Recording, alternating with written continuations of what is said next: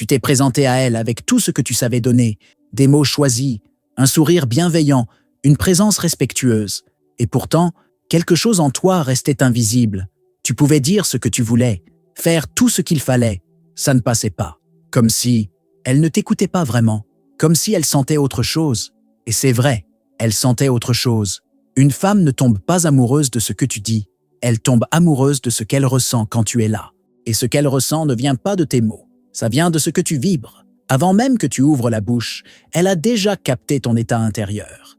Elle sait si tu veux plaire, si tu veux être choisi, si tu vibres le besoin ou la plénitude. Elle le sent et elle réagit à ça. Pas à ta logique, pas à ta politesse, à ta fréquence. Joe Dispenza l'a dit. Chaque pensée envoie un signal. Chaque émotion attire une réponse. Tu peux avoir des pensées de force, mais si ton émotion est nourrie par la peur de perdre, elle entendra uniquement cette peur. Elle entendra ton manque, ton stress, ton vide.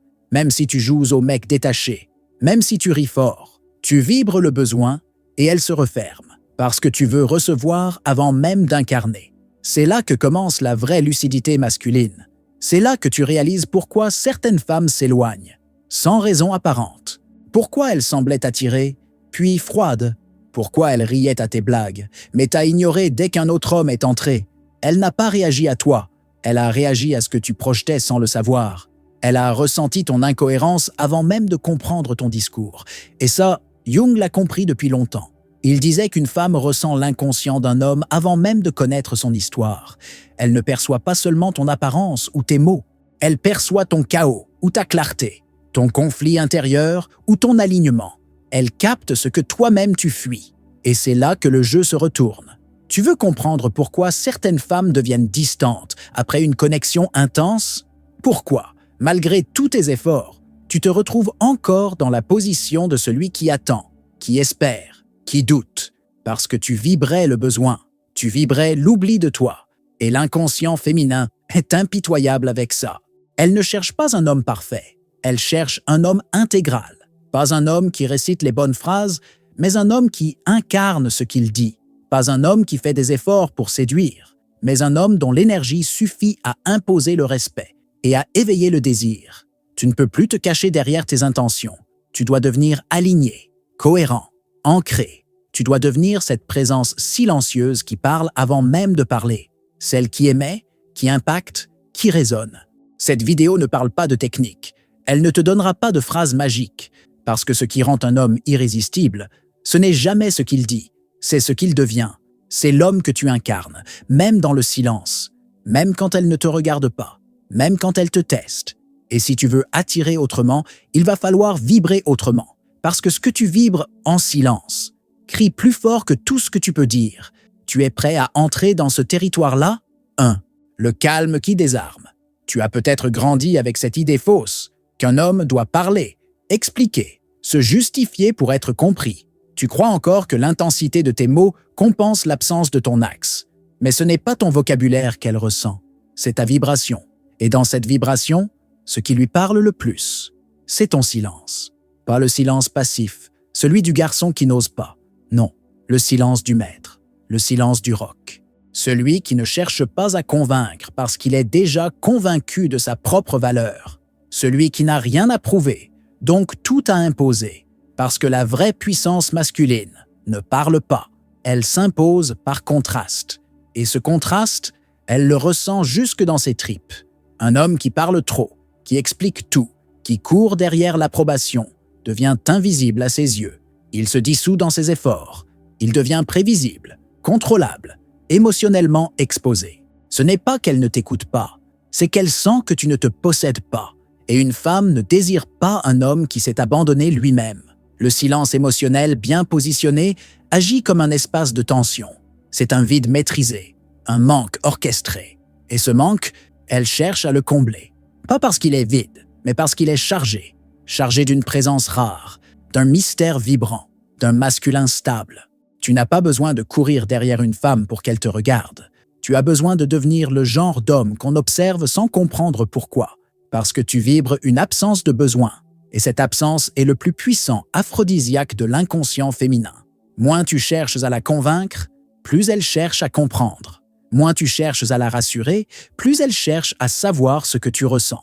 Parce que dans ton non-dit, elle sent une intensité. Et dans cette intensité, une sécurité, une structure, un homme. Joe Dispenza dit que ta fréquence est plus forte que ta voix. Et c'est exactement ce que ton silence active chez elle. Ce n'est pas un retrait, c'est une déclaration d'indépendance. C'est un territoire intérieur que tu occupes pleinement. Et plus tu l'occupes, plus elle a envie d'y entrer. Là où tu ne parles pas, elle commence à t'écouter. Parce que tu n'es plus en train de chercher à être entendu. Tu es simplement centré. Et ce centre devient son point d'attraction. Elle ne t'écoute pas pour tes arguments. Elle te ressent pour ta stabilité. Ce que tu dis ne peut pas dépasser ce que tu vibres. Et ce que tu vibres en silence, c'est là que tout commence. 2. Le regard magnétique. Il y a une vérité que personne ne t'a dite. Ton regard parle avant toi. Et ce qu'il dit trahit exactement l'état dans lequel tu es. Tu peux sourire, plaisanter, faire semblant d'être détaché. Si ton regard trahit le doute, elle le sent. Si ton regard vibre l'attente, elle le sait. Si ton regard cherche une validation, elle recule, parce qu'elle perçoit ce que toi, tu refuses encore de voir. Tu es en demande. Et la demande est une fuite d'énergie. Un homme qui cherche à séduire perd instantanément le droit d'être désiré. Un regard qui veut séduire est un regard vide. Un regard qui attire est un regard chargé. Chargé d'ancrage, de tension contenue, de présence. Et cette charge ne s'invente pas. Elle ne se simule pas. Elle vient d'un endroit précis, ton calme intérieur, ta stabilité vibratoire, l'espace entre tes émotions et ta réaction. Joe Dispenza l'explique ainsi. Ton champ électromagnétique n'est pas produit par ce que tu dis. Il est généré par l'union entre ton cœur et ton cerveau. Ce que tu ressens profondément, combiné à ce que tu crois réellement. Et ce champ, il se projette dans ton regard. C'est ton empreinte. C'est ce qui rend ta simple présence magnétique ou invisible. Une femme ne se demande pas ce que tu veux. Elle capte instantanément si tu veux prendre ou si tu rayonnes. Elle ne cherche pas un regard qui supplie. Elle cherche un regard qui contient, un regard qui enveloppe sans enfermer, un regard qui attire sans mendier. Et pour ça, il ne suffit pas de regarder intensément. Il faut être intensément. Un regard qui impose le respect n'est pas agressif. Il est neutre, calme. Il regarde sans chercher à être vu. Il porte une information silencieuse. Je n'ai pas besoin de toi, mais je te vois. Et cette position est déstabilisante pour l'inconscient féminin, parce qu'il y a là une tension, un mystère, une rareté. Elle ne se souvient pas des paroles. Elle se souvient de comment ton regard l'a fait se sentir. Est-ce qu'elle s'est sentie observée ou révélée? Est-ce qu'elle a senti ta peur ou ton axe? Est-ce qu'elle a perçu ton attente ou ta complétude silencieuse? Ton regard est une frontière énergétique. C'est là que tu poses les limites. C'est là que tu transmets ta densité. Et si tu veux qu'elle te désire, ton regard doit devenir l'endroit où elle se sent en danger, de tomber. Pas parce que tu l'agresses, parce que tu résistes au besoin de séduire, parce que tu tiens, respire, lentement. Pose-toi dans ton corps, regarde sans fuir, ne commente rien, ne réagis pas. Et dans ce silence visuel, quelque chose de toi commence à parler. Elle ne saura pas pourquoi, mais elle pensera à toi, parce que ton regard, à cet instant-là, ne demandait rien. Il offrait une présence. Et c'est ça, le magnétisme. Ce n'est pas ce que tu fais, c'est ce que tu retiens, ce que tu ne dévoiles pas tout de suite, ce que tu laisses deviner, ce que tu habites. Un regard d'homme centré est un portail vers un masculin rare, et un masculin rare devient obsessionnel. 3. L'anti-réactivité. Tu as été conditionné à croire qu'un homme réactif est un homme attentif, que répondre vite, expliquer tout de suite, montrer que tu es touché, c'est la preuve que tu tiens à elle. C'est faux. C'est exactement l'inverse. Plus tu réagis, plus tu disparais. Une femme ne cherche pas un homme qui valide chacune de ses émotions. Elle cherche inconsciemment un axe, un repère, une présence qui ne bouge pas même quand elle vacille. Et pour savoir si tu es cet axe, elle teste, elle provoque, elle déstabilise. Pas pour te détruire, pour mesurer ton intégrité émotionnelle. Elle veut savoir si tu t'effondres sous la pression de ses mots, de ses silences, de ses contradictions. Et si tu réagis trop vite, si tu cours lui expliquer, la rassurer, la récupérer, elle comprend que tu n'as pas d'espace intérieur, que tu n'as pas de territoire à défendre, que ton monde intérieur est colonisable. Quand tu ne réagis pas, tu lui fais face avec une densité nouvelle. Tu ne lui donnes pas de prise. Et dans cette absence de réaction, il y a une puissance invisible, une intensité qu'elle ressent, sans pouvoir l'expliquer. C'est là qu'elle commence à douter de son propre jeu, là qu'elle commence à sentir qu'elle n'est plus au centre. Et toi, pendant ce temps, tu apprends quelque chose de fondamental. Tu découvres que ton calme ne vient pas du mépris, mais de ta capacité à ne plus fusionner avec son chaos, à ne plus courir derrière ses émotions pour te sentir exister. Tu n'as pas à répondre à tout. Tu n'as pas à prouver que tu es bon. Tu as à tenir ton centre, à habiter ton axe, à devenir un homme dont la présence impose une réaction, mais qui, lui, n'en a aucune. Joe Dispenza dit « Tu ne peux pas créer une nouvelle réalité avec l'énergie du passé. Et chaque fois que tu réagis par habitude, par peur, par blessure, tu réactives l'ancien toi, celui qui attendait qu'on l'aime pour se sentir vivant, celui qui implorait, sans parler, celui qui croyait que retenir une femme, c'était la suivre dans toutes ses vagues. Tu ne retiens rien, tu vibres tout. Et ce que tu vibres, c'est cette souveraineté silencieuse, cette capacité à rester immobile dans la tempête, pas pour dominer, pour incarner, pour lui montrer qu'elle ne peut pas te faire vaciller sans ton autorisation. Tu n'es pas là pour calmer ses émotions, tu es là pour devenir un miroir. Et un miroir, ça ne parle pas, ça ne panique pas, ça ne réagit pas, ça reflète. Et parfois, c'est ce silence-là qui la transforme. 4. La cohérence masculine. Tu t'es adapté, trop souvent. Tu t'es ajusté à ses envies. Tu as modifié ton comportement pour la rassurer. Tu as filtré tes paroles pour ne pas la brusquer. Tu croyais que c'était ça, être un homme bien. Mais à force de vouloir être accepté, tu t'es éteint. Tu as renié des parts de toi. Tu as commencé à exister en fonction d'elle. Et c'est là que tu as cessé de l'attirer. Une femme ne désire pas un homme qui se moule. Elle désire un homme qui s'impose. Pas avec brutalité, mais avec cohérence. Ce qu'il dit, ce qu'il pense, ce qu'il ressent et ce qu'il fait forment une seule et même vibration. Pas de décalage, pas de tricherie, pas de posture. Et cette cohérence est rare, parce qu'elle demande du courage. Le courage de déplaire, le courage d'être incompris, le courage de rester centré, même sous la menace du rejet. Joe Dispenza enseigne que ta biologie émotionnelle change quand tu choisis une nouvelle version de toi. Mais pour que cette version prenne racine, tu dois l'incarner. Tu dois agir comme l'homme que tu veux devenir, même quand c'est inconfortable, même quand elle doute, même quand elle s'éloigne. La plupart des hommes tombent dans ce piège.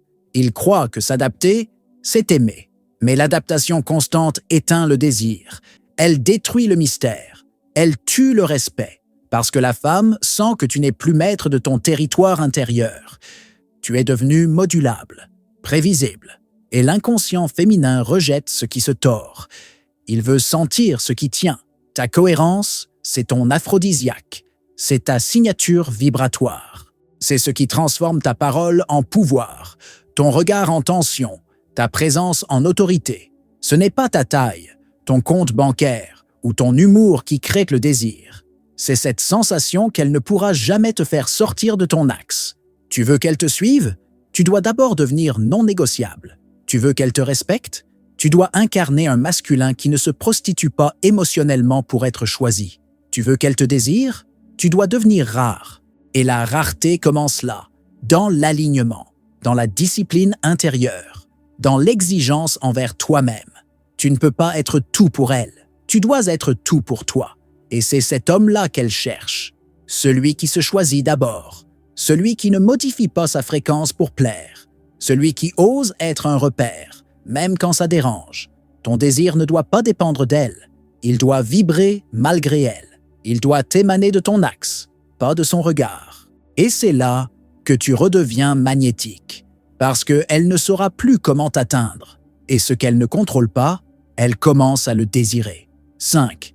Le paradoxe du détachement. Tu as peur de la perdre.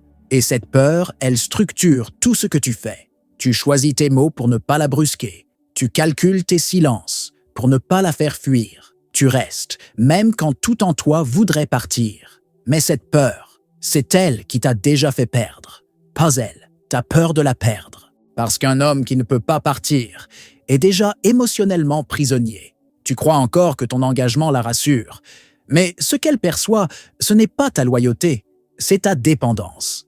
Et une femme ne désire pas l'homme qui n'a nulle part où aller. Elle désire l'homme qui peut partir, mais qui choisit de rester. Elle désire la liberté maîtrisée, le feu contenu, l'option qu'elle ne contrôle pas. Joe Dispenza parle d'un état émotionnel de complétude. Il enseigne que pour créer une nouvelle réalité, tu dois d'abord devenir l'homme qui n'a plus besoin de la réalité actuelle pour se sentir complet. Ce principe, appliqué à ta relation, est brutal mais salvateur. Tu dois te préparer à tout perdre pour que le désir revienne. Ce n'est pas une stratégie, c'est une posture intérieure. Tu ne fais pas semblant de t'en foutre. Tu vibres réellement l'indépendance. Tu n'as plus besoin qu'elle revienne. Tu n'as plus besoin qu'elle comprenne. Parce que tu as cessé de te construire à travers son regard. Et c'est là que tu redeviens un homme qu'elle craint de perdre. Parce que tu deviens un homme qui n'est pas en train de la retenir. Tu n'as pas peur du vide. Tu n'as pas peur du silence. Tu n'as pas peur d'être seul. Tu vibres autre chose. Tu vibres le masculin souverain. Celui qui ne supplie pas. Celui qui n'implore pas. Celui qui regarde partir, sans s'effondrer. L'inconscient féminin est câblé pour repérer l'instabilité intérieure. Il teste les limites. Il explore les failles. Et face à un homme qui ne tient plus à rien, sauf à lui-même, il recule, il doute, il revient, parce que ce qu'on ne peut pas posséder obsède. Tu veux renverser la dynamique, tu veux qu'elle te regarde différemment? Ne change pas ce que tu fais, change ce que tu vibres, change ce que tu es prêt à perdre, parce que c'est cette disponibilité à tout perdre qui te rend irrésistible. Le vrai pouvoir, ce n'est pas de la garder, c'est de pouvoir partir, sans colère, sans drame, sans guerre, juste avec cette paix froide qui dit « Je suis complet, avec ou sans toi ». Et c'est souvent à ce moment précis qu'elle commence à te désirer en silence. Ce que tu vibres en silence doit être une obsession plus grande que ton besoin d'être aimé. Elle ne tombe pas amoureuse de ton apparence, ni de ton intelligence, ni même de ce que tu fais pour elle. Elle tombe amoureuse de ce qu'elle ressent quand tu es là. Et ce qu'elle ressent est directement connecté à ce que tu vibres, pas à ce que tu dis, pas à ce que tu offres, à ce que tu incarnes sans rien demander en retour. Joe Dispenza nous rappelle que le corps est une antenne émotionnelle. Ton cœur, ton système nerveux, ta posture, ta respiration, ta cohérence intérieure, tout en toi est un message. Et cette fréquence, elle la perçoit avant toute parole. Elle la ressent même quand tu fais semblant, même quand tu souris, même quand tu te tais. Elle sait, tu peux jouer un rôle, tu peux apprendre les techniques. Mais si ton énergie trahit une attente, une peur ou un besoin d'être choisi, elle le sentira. Et ce ressenti annulera tout le reste. Parce que dans son inconscient, une seule question est toujours active. Est-il centré ou dispersé? Est-il plein ou en manque? Est-il libre ou dépendant? Et toi, de ton côté, tu commences que n'oses à comprendre. Tu ne t'étais pas trompé sur elle. Tu t'étais abandonné pour elle. Tu ne t'étais pas fait manipuler par malchance. Tu avais besoin qu'on t'aime pour valider ta valeur. Et maintenant, tu vois ce que tu projetais. Tu vois pourquoi elle s'est éloignée. Tu vois pourquoi tu attires toujours le même schéma. Et ce que tu vois maintenant, tu peux le transformer. Tu n'as pas besoin de séduire. Tu as besoin d'émettre. Tu n'as pas besoin de plaire. Tu as besoin d'habiter ton axe. Tu n'as pas besoin qu'elle t'aime. Tu as besoin d'aimer ce que tu es, dans le silence, dans l'absence, dans la tension. Le masculin mature, ce n'est pas celui qui conquiert, c'est celui qui contient, qui canalise, qui maîtrise l'intensité sans la diluer. Celui qui devient la tempête tranquille autour de laquelle tout gravite. Pas parce qu'il force, parce qu'il est rare. Jung disait, ce que tu acceptes en toi, tu le transformes. Ce que tu réprimes, te contrôle. Si tu as vécu la confusion, la frustration, l'abandon, le rejet, ce n'est pas une faiblesse. C'était un miroir, un appel, un signal intérieur qui te dit « Tu n'étais pas encore ton propre repère, et maintenant, tu le deviens. » Quand tu vibres comme un homme qui n'a plus besoin d'être choisi, c'est elle qui commence à vibrer pour toi. Et quand tu te tiens dans cette énergie-là, elle ne sait plus pourquoi, mais elle te veut.